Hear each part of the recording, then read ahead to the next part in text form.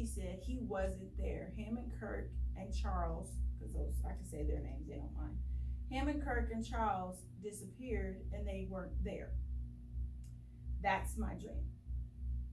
Okay? I want y'all to ponder that and think about that because God gave me that dream. Now, granted, I woke up and because I told you last week, when it's dealing with either of my children, it's my heart. So I always take it as initially a warning. And so I called her and I said, how's her things going? Things are good. She's like, oh, it's fine. I'm asleep right now. And I said, just be cautious. That's all I said. Be cautious because you're dealing with young ladies and just communicate with your brother. But I knew the dream was not about her. She was used in the dream to communicate to me a situation about me. Okay? And so when I began to talk with Pastor, so I'm like, I know this is about me. This is something going on. What is this? And so he said, well, what do you think it is? Okay? And when I didn't technically go back to the Bible because I had scriptures in my head that I knew I was dealing with, right?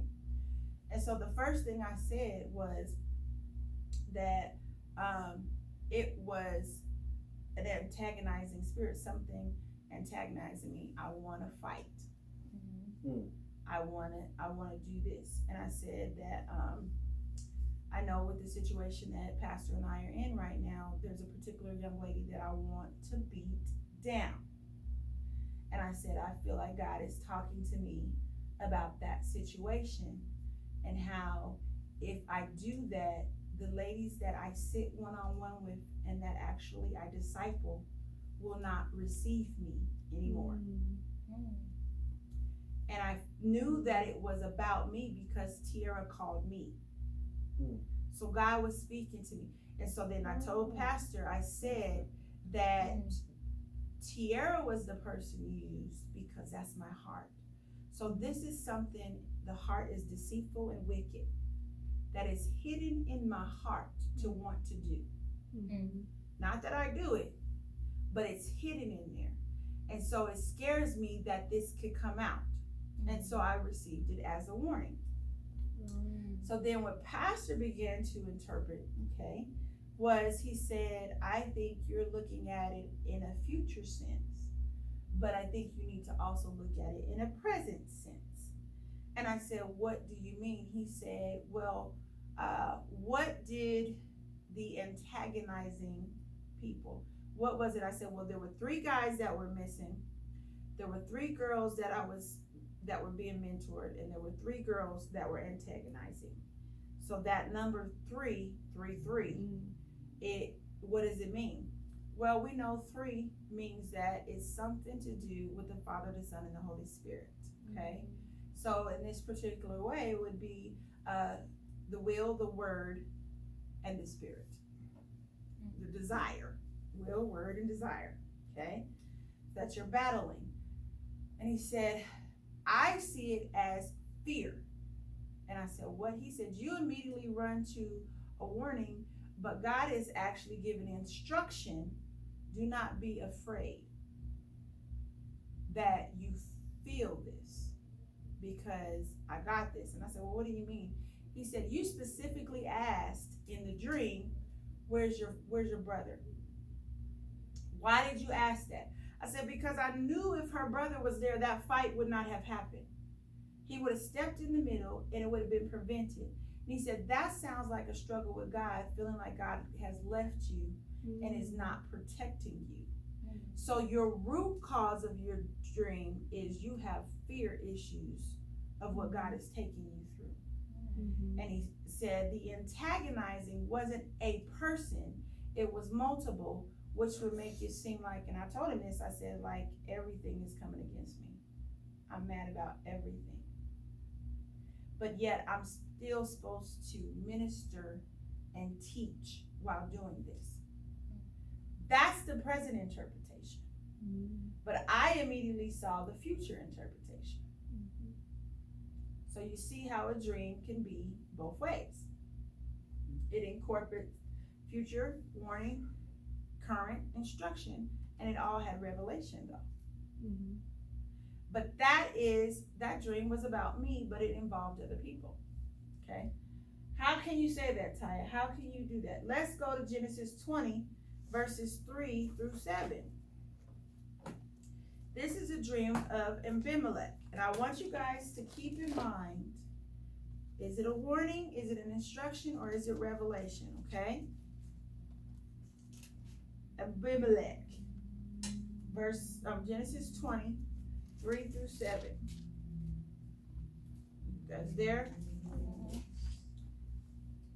Okay. So, in this particular verse, Abimelech has taken Sarah to wed, which Sarah is the wife of Abraham.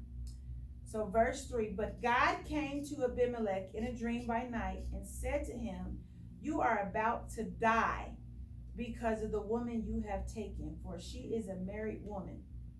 Now Abimelech had not approached her, so he said, Lord, would you destroy a nation even though it is innocent?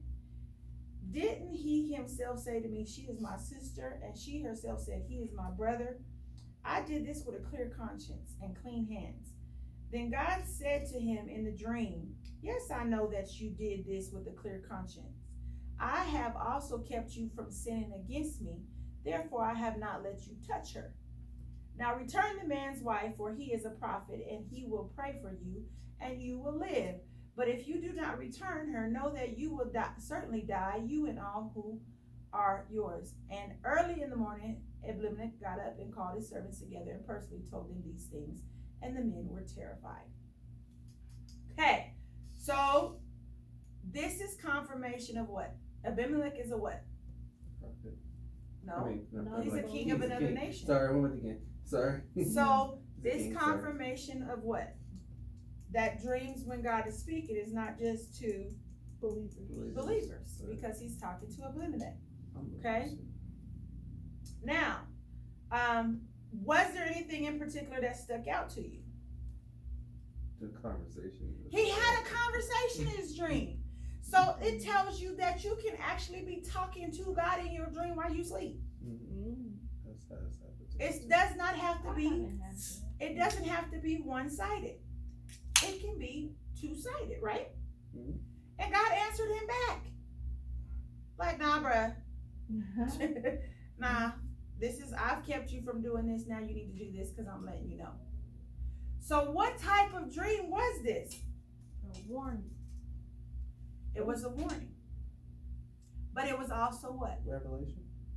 Revelation, and it was also what? Instruction. It's all three. It was all three. It was all three because it caused him in the morning to do that. I particularly also like how it said that when he shared it with others, they became terrified. Yeah, why does everyone get scared? Well, think about when you share your dreams with people, they don't understand them. Mm-mm. That's the same thing as being terrified. What causes fear? Confusion. And so if I'm sharing with someone who doesn't understand God, who doesn't know God, and I'm receiving something from God, would they not be fearful of what I'm saying? And they could possibly tell me the wrong thing. Right? Mm-hmm. I mean, I find it interesting that Abimelech himself, it doesn't say that he's fearful in the dream. So this is one particular situation where you see that a person is not afraid of the conversation or the dream that God has given. We'll go through and see that there are other situations in which people are afraid of the dreams that God has given. So can God give you a fearful dream? Absolutely. Can you be terrified of what God has given you? Mm-hmm. Absolutely, right? Let's go to Genesis 28. And this is Jacob. Okay, this is Jacob. 28:12. We'll start there. You guys there? And he dreamed a stairway was set on the ground with its top reaching heaven, and God's angels were going up and down on it. Yahweh was standing there beside him, saying, I am Yahweh, the God of your father Abraham and the God of Isaac. I will give you and your offspring the land that you are now sleeping on. Your offspring will be like the dust of the earth, and you will spread out toward the west, the east, the north, and the south. All the peoples on earth will be blessed through you and your offspring. Look, I am with you and will watch over you wherever you go. I will bring you back to this land, for I will not leave you until I have done what I promised you. When Jacob awoke from his sleep, he said, surely the Lord is in this place, and I did not know it. He was afraid and said, what an awesome place this is. This is none other than the house of God. This is the gate of heaven. Early in the morning, Jacob took the stone that was near his head and set it as a marker. Okay? And that's where he says, if you watch over me, I'm going to establish giving you a tenth of everything you get. Okay? So that's where the tithe was established. What do you notice in this particular dream?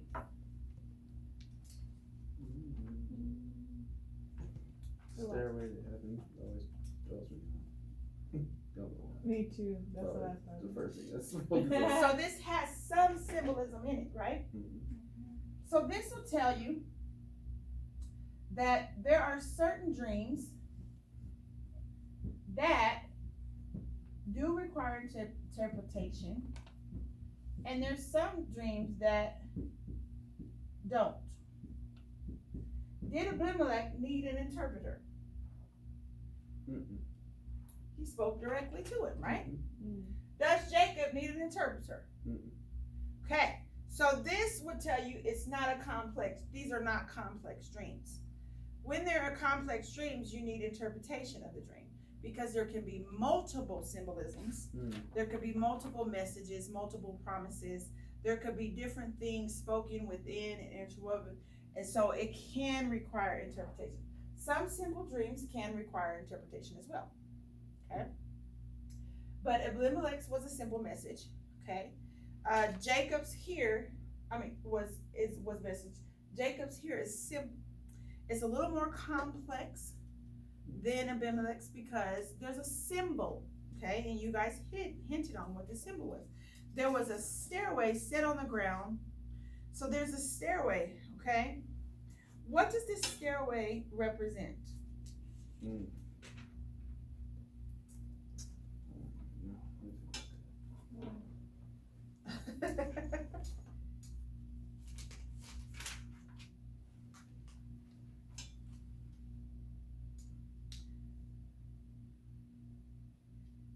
Take it for what it means. What does the stairway represent? Mm. And it says the angels were going up and down on it.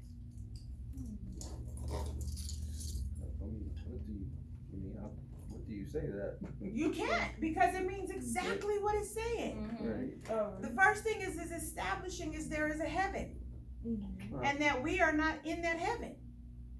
But it's telling you that angelic beings travel back and forth. Okay. It also tells you that God is able to be in that heaven, but then it says he was standing next to him. So God is able to be in both places. So this confirms that the God that we serve, that's Yahweh, is omnipresent, Dang. right? So that means he can be in all places. So then he's establishing who he is to Jacob. Prior to this, there was no mention of a relationship with Jacob. There was simply Jacob being taught by his dad Isaac and his mother Rebekah. So God is introducing his power to Jacob. I am this guy, because then he goes on to further to say who I am. So he identifies who's talking to him. We can't take it as anything more than that. So that tells you, if I'm looking at a dream, one of the first things I want to do is identify who is giving me the message in the dream. Where's this coming from? Who is this? There has to be something being said, okay? One of the questions that they had on there is, what does it mean when you are being awakened within a dream, or when you're the one being talked to in a dream? You can almost say that if it's a dream from God, then he's going to let you know that in that way. He's going to let you know, I'm talking to you, right? You're going to know, oh my goodness, it's like you can see it because you're seeing you in it. Does that make sense? And so you recognize that, and that's where you see this here. And so he identifies himself. Then he gives a promise, which is what? What is he trying to say? So then there should be some key elements in the dreams God's talking to you about. You should be able to identify him in it, and you should be able to identify the promise that he's saying, or the word that he's saying to you in your dream, right? So if I reference my dream before, what is a biblical scripture that talks to you about fear? God did not give us the spirit of fear, But a power, of love, and a sound mind. Now, he didn't say that in the dream, but he said that in his word. So in my dream, it would be confirming, don't be afraid, right? That's what it would say. Something that's on, vengeance is mine, says the Lord. So don't worry about wanting to beat this person down. Deal with me, and I'll deal with what the issue is, right? So you have to look for the promise or word that's in it to be able to recognize, is this from God? It has both a present and a future connotation. He's talking to him right then, but he's telling him your offspring will be to the north, south, east, and west. It'll be like the dust of the earth. Jacob is not even married. He's not, I mean, his mom has sent him to find a wife, but he's not married. He's not thinking about children. He's running from his life from his brother. So I find it interesting that God is revealing to him, oh, you're going to have life long enough to be able to have children. So that should bring some comfort to him that, you know what, you're going to be okay. Because I'm going to protect you. I'm going to watch over you. But he also uses a reference to familial things that Jacob can identify. He says, I am Yahweh, the God of your father Abraham and the God of Isaac, when he identifies who he is. So, you know my dad and you know my grandfather. It's familiar. It's not a foreign country. It's not him saying, I'm the God of Laban, and this. Jacob hasn't even met his uncle. There's some familiarity. So when God is talking to you, it's going to have some familiarity. It's going to be dealing with something that is present for you. He's not going to, if we live in America, he's not going to be talking to us about something that is taking place in another country unless that's where we're getting ready to go. Unless we're getting ready to deal with that. Unless we've been there. Unless we've experienced something.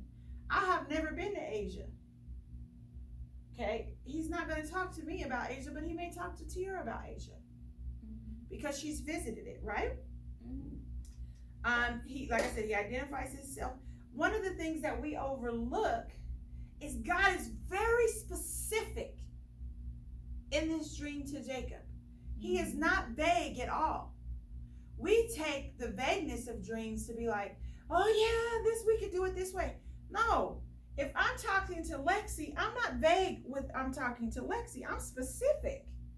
I'm saying to Lexi, no, you just graduated from CSU, this and that, because I have a relationship with her.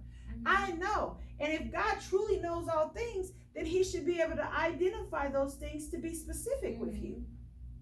They don't have to be vague. One of the things that is a very big pet peeve for me is when somebody comes and says, I had a dream about you. I saw fish.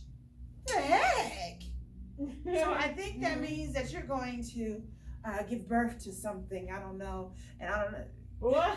You lost me. It doesn't sound weird, but people do it. You lost Right. me, okay? Because you were very vague. When I think about fish, I think about either I'm hungry or my dad took me when I was a little kid. So you were too vague for me. You see what I'm saying? We Yeah. don't see that in here where God is talking to Jacob and he's vague at all. He's specific. He says, the land, I'm going to bring you back to this land. He doesn't say, I'm going to take you and you'll receive all of this or that. He says, this place, this specific place. That is letting him know, coming back right here. Mm-hmm. And it allows when Jacob wakes up for him to mark it. Like God said, this place, I'm going to trust his promise that he gave me, that it will be this place. Mm-hmm. So he can stand on the word that God has given.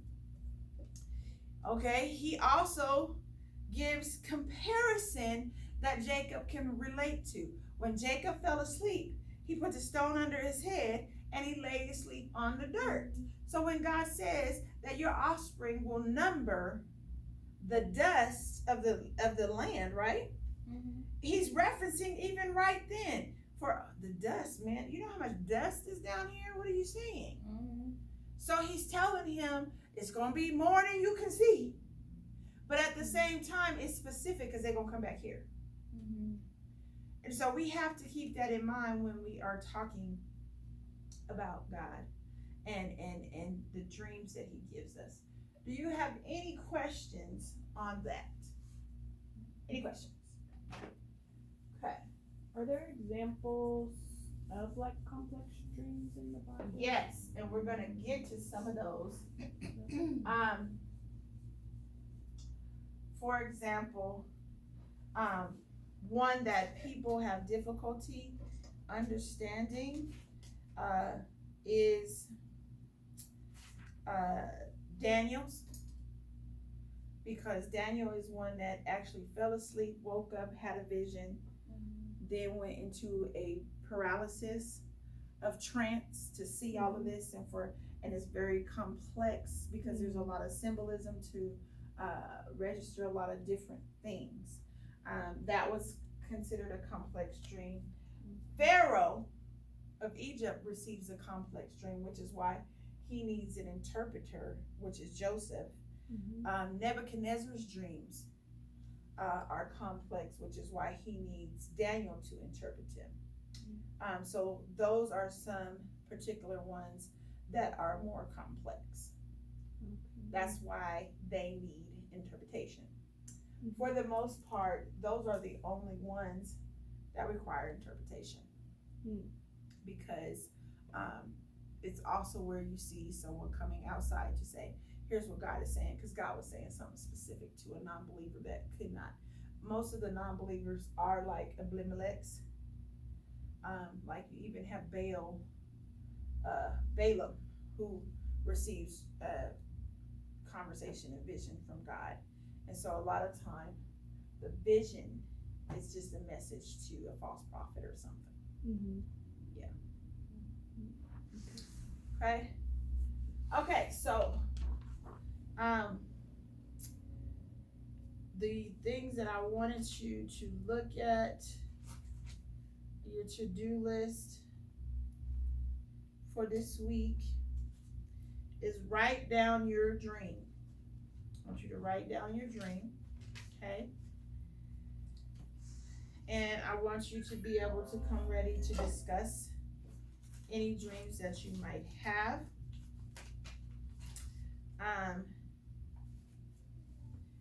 Then I also want you to look at these dreams, because we're going to hit these dreams this week. Okay, so read over those dreams and be thinking about if it's a message, if it's simple, if it's complex, if it's a warning, right? Or if it's instructions, or if it's revelation, because they all help you to actually interpret your own particular dream. The other thing in having dreams I want you to remember is that dreams are specific. God is talking to you. They're specific. They contain promise, okay? And they contain his identity.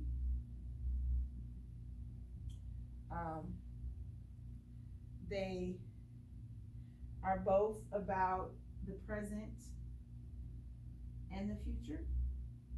Okay.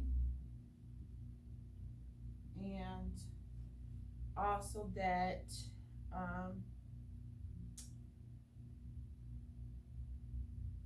because of who he's talking to, they will have some form of familiar reference to you, okay? For you to understand.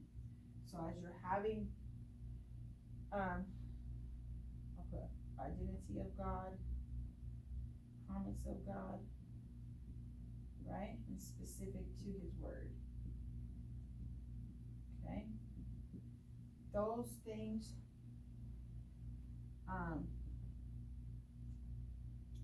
should all be in your particular dreams.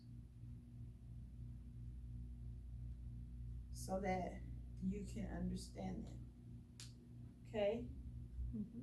And remember, they can have other people in the dream, but it's talking to you for the dream. Okay? Right? Any other questions? Mm-mm.